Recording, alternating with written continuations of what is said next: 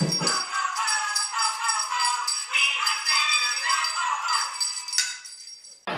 is the question asked, is our children learning? My fellow Americans.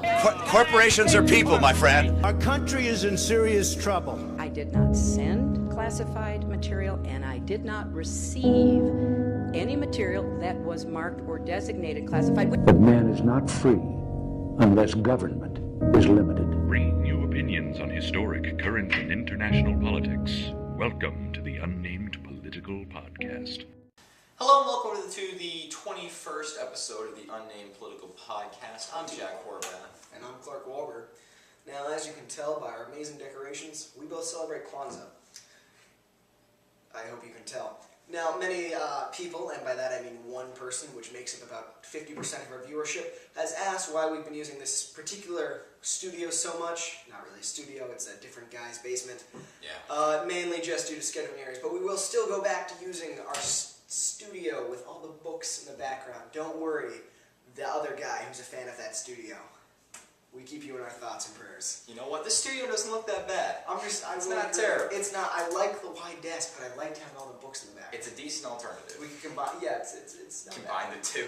I don't know. Get books back there. Yeah. All right. That's beside the point. So we will unfortunately not be able to be recording over Christmas break, as our co-host will be going to the land always winter. Mm-hmm. Yes, that horrible land where everything is frozen over. But we'll still have content for you guys. Yes, we will be splitting this episode into 3-4 parts, and we'll be releasing it over the break. So, again, all 2 of our viewers will have something to watch. Don't worry, you guys. Or girls, we aren't positive. Yeah, that's true. It's 50-50 chance for both of them. Alright, but so today we are going to be discussing the recent Republican debate, and also, we apologize, there is a Democratic debate about to go on tonight. It's going to be a little bit too late for us to watch it and then comment on it, because unfortunately Jack will be gone before we can't meet up again until 2016 to record. So in 2016, if anything major happens, we will address that. But so we'll be discussing the recent Republican debate. We will then be moving on to discussing, I suppose, Canadian politics. Quick Canadian politics. We haven't mentioned it, mainly because we found a Canadian flag and we just wanted to work it into this. Alright, we'll get back to that in a second. And how 2015's been for the podcast and the world as a whole, and then predictions for 2016. Not for the podcast, but for the whole world, because we think big. That's a good lineup. Exactly. Alright, on to the Republican debate. So the recent Republican debate was, I believe, the final one before the primaries, and it was, depending on how you view it, it could either be completely inconsequential, or it could change the entire face of politics forever. Jack, what did you take away from that? Well, the debate was hosted by CNN, and it talked about solely national security, whether you like it or not. I don't mind listening to it. I enjoy that topic, because that's one of the big things that Republicans try to claim. That is our thing. That and the economy, those are our things. It's also what people care about right now, because there's like polls saying that more people care about national security right now over economics, which is weird, because usually it's economics is number one. Well, right now we are at 9/11 fear levels in the United States for a terror attack, which is not a great level to be at ever. So it was pretty substantive. I mean, a lot of good things got across. I liked how they had Hugh Hewitt, who was a conservative radio host. So they asked good questions.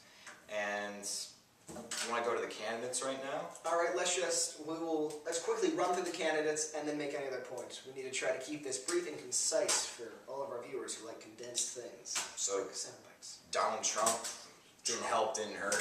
I actually think it's pretty even. hurt himself a little bit, but he's probably going to pretty keep much sticking up no at matter 30%. what goes up in the polls. That's fine. I mean, so he's doing okay down there. But we will address this after this, but he did get into a couple of fights. He got a little bloody. That's true. Got some scuffles. Overall, though, but because I think this is one of the areas in which he is the absolute weakest. Like in the economy, he can say, I'm a businessman, I'm good in this. Social issues, he can make Trump supporters love him. Well, someone asked him about the nuclear triad, right? Yeah. Which is, I think it's like the capabilities that America has to launch nukes. So the nuclear triad, it's military capabilities of the U.S. I really hope I get this right. I had to look it up because I didn't know what it was So either. it's the ability for America to launch using nuclear submarines, bombers, and intercontinental ballistic missiles. By land, by air, by sea. Exactly. So we can basically destroy the world in one of three ways, or all three of three ways. So Donald Trump was asked, like, what are your opinions, or what's your priorities on the nuclear triad, and he couldn't answer it because maybe he didn't know, so he diverged it over to talking about the Iraq War and how he predicted that it would be a bad idea, even though he made that statement in 2004, a year after the invasion happened. Which actually is weird, because, well, actually, that might be a decent prediction, because in 2004, the war seemed to be going good. We were winning. I guess so, but for the most part. You would expect it to be before 2003 if he made that prediction. Well, I mean, like in the couple weeks that preceded after, maybe. I'd give him that to be a good prediction. But I think that definitely this is his weakest place. I mean, no offense, if you want to be president, you need to be able to tell the goods from the curds. That's true, and he couldn't do that. So, because I mean, the nuclear triad is how the world could feasibly end. I kind of want a president who knows what it is. So, do you trust Trump with the nuclear option? Do I trust Trump? I mean, no. Not necessarily. If you ask that question about pretty much any president, do you trust Barack Obama with the ability to destroy the world? Do you trust George Bush? I trust Obama more than Trump with the I would definitely trust Obama more than Trump. Trump, I think he's at least not insane enough to nuke us. I just don't. I would be willing to. Man, this is hard. I don't think he'd nuke anybody, but I'd still be nervous that he has the potential to. All right. Sure. Let's move on to Jeb Bush because he's the next in my Jebediah. lineup. He is the man who sparred with the Trump. With the Donald, I think he did okay compared to his last debates. I mean, the past two debates, we have seen a Jeb we haven't seen before. If we had seen the Jeb we've seen in the last two debates, in the whole time, I think he would be at where Ben Carson used to be. Like, he wouldn't very be doing close. that bad. He wouldn't be doing that bad. He got smacked though by Trump, which happens. He did get. I think that's one of the things I didn't like though. People kind of like the news reporters kind of grabbed at that one. There's one soundbite where Trump's kind of like dissing Jeb. He's like, "I'm polling at 41%. You're at 3%. Clearly, I'm doing better." I'm doing a terrible Trump impression. And then he's like, "Oh, because you're a tough guy, Jeb." And I think Jeb really made a strong defense for him, saying you can't insult your way to the presidency. You suck at foreign policy. Yeah. I'm better at it. And Trump just kind of tried to slap him around, and that's what you want. I mean, no offense, this is why Trump is appealing, because Jeb will kind of, he'll give you the, like, okay, here's what we're going to do. We're going to do this plan, and this, because we need to do what Trump will just be. We're going to take them out. He's making We're it going simple. to do it. He's making it simple, and people like Done. that. And it's definitely not educated, but apparently it appeals to 40% of people, so who knows over there what's going on. I think it appeals, but I think if people actually took time to analyze it, their opinions would change. Well, once the caucuses roll around, hopefully people will be thinking serious about who they're going to vote for. Please. Yeah. I pray to you. So do you think Jeb has any chance of making a 180 comeback? I would hope so. Percent-wise, I'd say 75% chance. There's a 75% chance. I give him a decent chance. Because people will start thinking, once it comes into 2016, they'll be like, we can't actually have Trump be the guy who wins the caucus, or be the I don't think they would. nominee. I think if they do that, which I hope they do, I don't think they'll go to Jeb. Like, I want Jeb to be the nominee. He has the best record. My ideal ticket is a Jeb Kasich or a Bush Kasich ticket, but that's just, unfortunately, at this point, I just cannot realistically see that happening. I can see the possibility, but I would not bet any money on it at all. Okay. Who would you bet on? Who would I bet on? If the one who I think, at least at this point, seems the most likely one, and a guy who I'm okay with, Marco Rubio. I feel like he has kind of taken Jeb's position as the establishment candidate because he's been able to, at least in all the debates, be consistently eloquent. And also, he's young, he's Hispanic, he can appeal to. Does he have the experience? That is the one-term senator or senator. I mean, if you want to argue that, you could probably argue, well, Hillary doesn't have as much experience. Bush has been a governor. He's been. Well, no. Again, I'm not saying Bush. I just don't think you're right. Bush, in my opinion, is a better candidate. I just don't think Bush more is a likely. more likely candidate. Okay. Oh, that's fair. All right, let's move on to the next candidate I have written down, John Kasich. Kasich, I didn't even think he was there for some of it. Yeah, he was just totally unpresent in this debate. With it, unfortunately for Kasich, he's gone. He's off the map. Oh, he's gone. Yeah. Where he has no chance of being the nominee. I think he has a decent chance of being a VP nominee. I think he'd be a very good vice president. I would love him as vice president. He clearly has a lot of experience he would be able to advise the president very well. He'd be able to win Ohio, probably. That's the other thing. He'd be able to carry Ohio. He's a well-liked governor. And he's a nice guy. He's an affable guy. I believe that's correct. He's kind of a family man. He's a father. He's a decent person. Yeah. Which we don't, because also, and when you see with vice presidents, somebody mentioned this quote to me. I think it's from House of Cards. I don't watch it, but they said either like a vice president, either like a doormat or a matador. Yeah. And I think you've seen that if you want. Like you either have the ultimate matador, you have Dick Cheney, who basically was the foreign policy president. Yep. And then you've kind of had Joe Biden, who is, no offense, Joe, you haven't really done that much. Feel free to come on the show, though.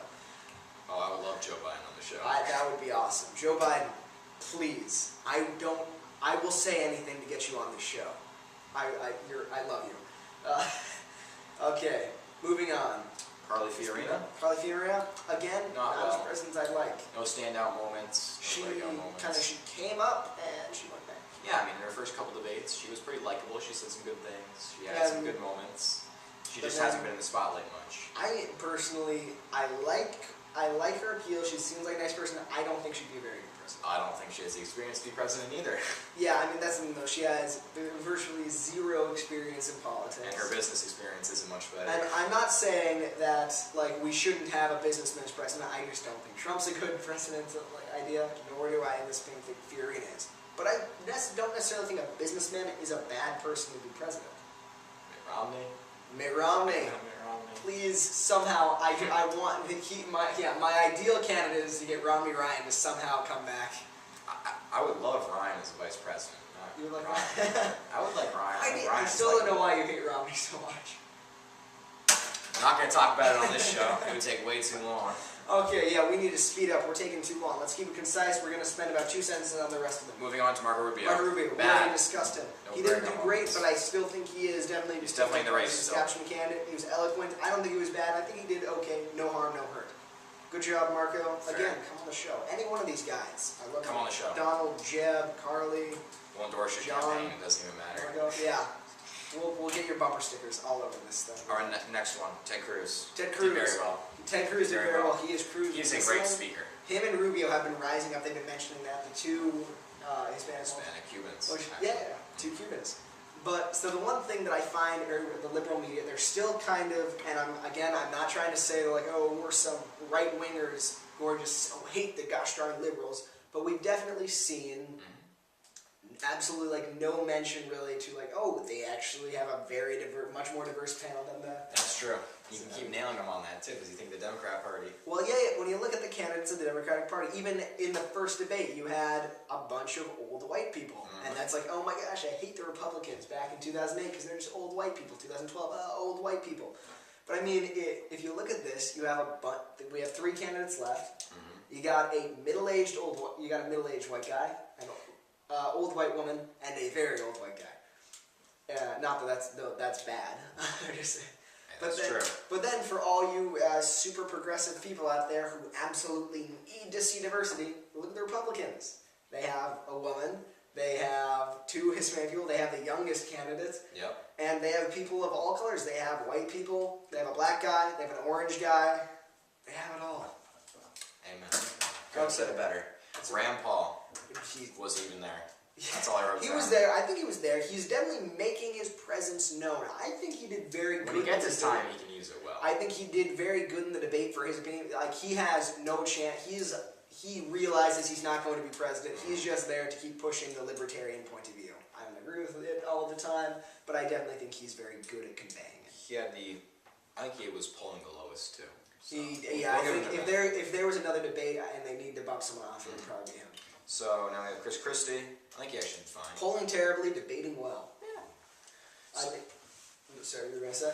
No, I was just going to move on to the next one if you have anything to say. He's very good at it. Okay, and now we have our last guy. Benny Carson.